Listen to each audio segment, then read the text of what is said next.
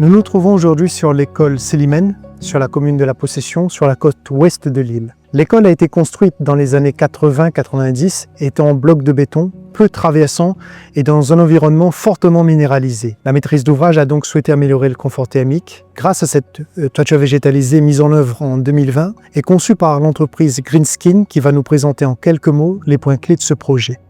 Il s'agit d'un dispositif de végétalisation modulaire qui permet de pré-planter les modules en pépinière, de les mettre en culture avant livraison et installation sur site. La maîtrise d'ouvrage de la commune de La Possession nous a autorisé donc à utiliser cette toiture qui souffrait en fait de gros excès de chaleur qui créait de l'inconfort au niveau des classes. Cela nous a permis en fait de valider le bon fonctionnement du système que nous avons mis au point durant l'incubation au niveau de la Technopole. Cela permet également en fait de valider en fait la tenue du système. Les plantes qui composent la couverture de cette toiture en fait permettent une couverture à 100%, ce qui va permettre via l'évapotranspiration en fait d'améliorer considérablement le facteur solaire. Elle est composée de différentes espèces, notamment donc le gazon endémique des Mascareignes, qui est le gazon Zoysia tenuifolia, qui lui va être agrémenté d'autres végétaux en fait, qui vont permettre de donner du volume et de la couleur. Le fait d'avoir plusieurs espèces de plantes permet de créer des strates différentes avec une strate haute qui va notamment servir à protéger la partie basse. Le fait d'avoir aussi cette couverture permet de limiter l'apparition des espèces invasives, qu'elles soient exotiques, ou même le développement d'arbres, d'arbustes en toiture à cause du substrat qui reste irrigué en permanence. Et bien entendu, cela participe à l'esthétique de la toiture végétalisée.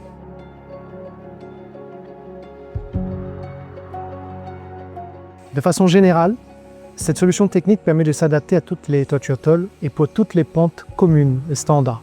Les avantages de la solution résident dans la solidité extrême du procédé et sa légèreté.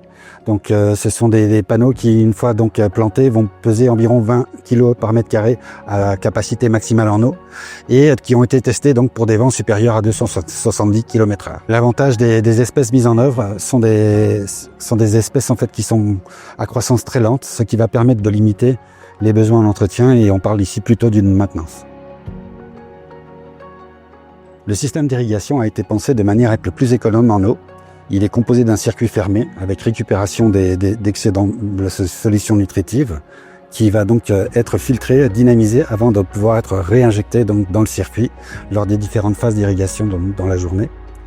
Il peut également être ajouté au système un système de sonde connectée qui permet l'envoi d'alerte en cas de constatation d'un défaut d'arrosage ou en fait d'un manque d'engrais dans la cuve.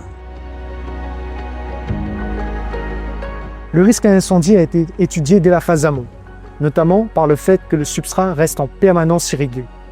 Ce maintien d'humidité dans le substrat en permanence permet lui-même de maintenir les plantes en bonne santé et évite qu'elles ne sèchent. Enfin, dans le choix même, la sélection des plantes, on sélectionne celles qui ont un développement peu important, une croissance lente, afin d'éviter, en cas de dysfonctionnement de l'arrosage automatique, d'éviter que cela ne devienne du combustible.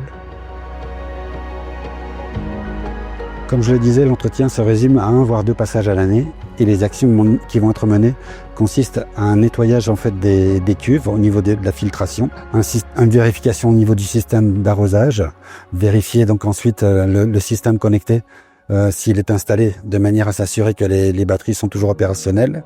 Et ensuite, donc, il va y avoir une coupe douce des végétaux de manière en fait à limiter dans leur croissance. Généralement, le gazon zoysia en fait, lui va entrer en dormance donc en sortie d'été, et c'est à ce moment-là qu'on va pratiquer donc une taille douce de manière à lui permettre de passer l'hiver tranquillement et de repartir au printemps.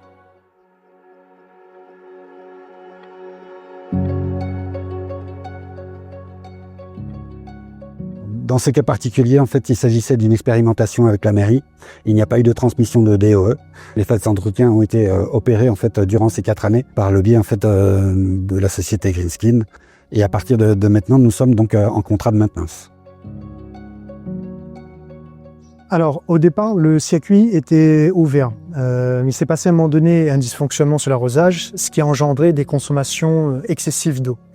Donc depuis, un compteur d'eau connecté a été mis en œuvre sur l'installation pour pouvoir suivre les consommations. Par ailleurs, on l'a dit, Le circuit est passé depuis quelque temps déjà en circuit fermé. Donc, cette solution technique permet de répondre à plusieurs objectifs, notamment réglementaires, par exemple la loi APA sur la solarisation et la végétalisation des toitures. Ce qu'on aurait aussi pu améliorer ici, c'est la végétalisation des espaces au sol. Ça a été le cas par exemple sur l'école Auguste Lacossade, sur cette même commune de la Possession, avec le projet AQC École durable, CAUE, où on a véritablement enlevé une partie du bitume dans les cours d'école pour pouvoir mettre de la végétalisation au sol. Ainsi, on lutte contre les îlots de chaleur aux abords immédiats du bâtiment.